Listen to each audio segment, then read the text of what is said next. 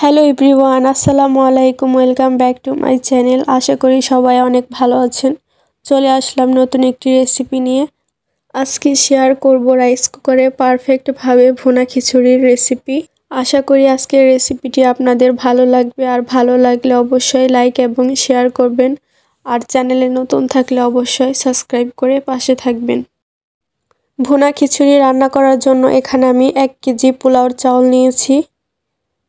এবার চাউলের মধ্যে দিয়ে দিলাম 1 কাপ পরিমাণ মুসুরির ডাল। চাউল ডাল একসাথে ভালো করে ধুয়ে নিয়েছি। এরপর এর মধ্যে দিয়ে দিলাম 1 চামচ আদা রসুনের বাটা, 1 কাপ পরিমাণ পেঁয়াজ কুচি, হাফ কাপ পরিমাণ কাঁচামরিচ ফালি। এবার দিয়ে দিলাম স্বাদ মতো লবণ।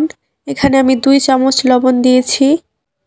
দিয়ে দিলাম 1.5 চামচ হলুদের গুঁড়া, 1 চামচ মরিচের গুঁড়া, 1 চামচ ধনিয়া গুঁড়া, 1 চামচ গরম মশলা গুঁড়া।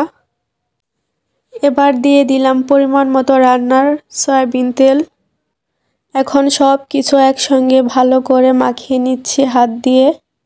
এবার দিয়ে দিলাম পরিমাণ মতো পানি। এখানে আমি 12 কাপ পানি দিয়েছি। যেহেতু আমি রাইস কুকারে খিচুড়িটা রান্না করব, তাই রাইস কুকারের যে মেজারমেন্ট কাপ আছে আমি ওই কাপের 12 কাপ পানি দিয়েছি।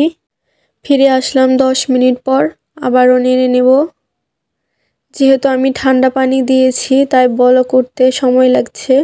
আপনারা চাইলে গরম পানি দিতে পারেন। খিচুড়িটা আমি আবারও নেড়ে দিচ্ছি।